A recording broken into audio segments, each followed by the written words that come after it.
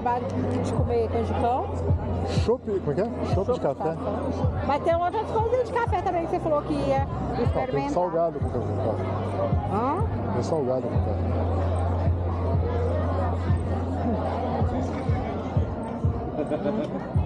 Só mais o chopp normal mesmo. Delícias da Lucila. Olha lá. Barraca.